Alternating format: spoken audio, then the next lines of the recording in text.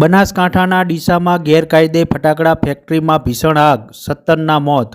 ફટાકડાની ફેક્ટરીમાં 2 દિવસ પહેલાં જ મધ્યપ્રદેશથી શ્રમિકો આવ્યા હતા અને આજે તેમના મોત નીપજ્યા। પ્રચંડ વિસ્ફોટથી ગોડાઉન ધરાશાયી, દૂર દૂર સુધી માનવ અંગો ફેંકાયા। બનાસકાંઠા જિલ્લાના ડીસામાં ઢુવા રોડ પર આવેલી ગેરકાયદેસર ફટાકડાની ફેક્ટરીમાં ગોડાઉનમાં ભીષણ આગથી 17 મજૂરોના મોત થયા છે। આ ઘટનાની જાણ થતાં ડીસા નગરપાલિકા ફાયર ફાઇટરો અને 108ની એમ્બ્યુલન્સ તાત્કાલિક ઘટનાસ્થળે પહોંચી ગયા હતા। હાલ એસડીઆરએફની ટીમ પણ ઘટનાસ્થળે પહોંચીને રેસ્ક્યુની કામગીરી હાથ ધરવામાં આવી રહી છે।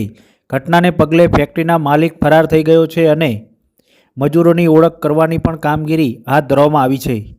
તમામ મૃતકો મધ્યપ્રદેશના રહેવાસી હોવાનું સામે આવ્યું છે। ફેક્ટરીમાં બ્લાસ્ટ અને આગની ઘટનામાં તમામ મૃતકો મધ્યપ્રદેશના રહેવાસી છે।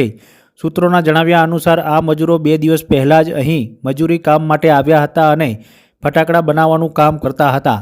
આ દરમિયાન ફટાકડા બ્લાસ્ટ થતાં તેઓના મોત નીપજ્યા છે। હાલ મૃતકોની ઓળખ માટે કાર્યવાહી હાથ ધરવામાં આવી છે। પ્રાપ્ત માહિતી અનુસાર દીપક ટ્રેડર્સ નામની ફેક્ટરી બનાવતા ફટાકડા બનાવવામાં આવી રહ્યા હતા। આ કંપનીમાં ખૂબચંદ સિંધી નામનો વ્યક્તિ છે અને આ ફટાકડાની એજન્સીમાં તેઓ વિસ્ફોટ પદાર્થ લાવીને ફટાકડા બનાવતા હતા।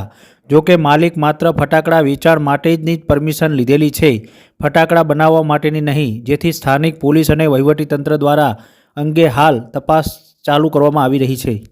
ડીસાના એસડીએમ નેહા પંચાલે જણાવ્યું હતું કે પ્રાથમિક માહિતી મુજબ એક બ્લાસ્ટનો અવાજ સંભળાયો, જેના કારણે એક ધાબુ પડી ગયું, જેના કેટલાક લોકો દટાઈ ગયા હતા।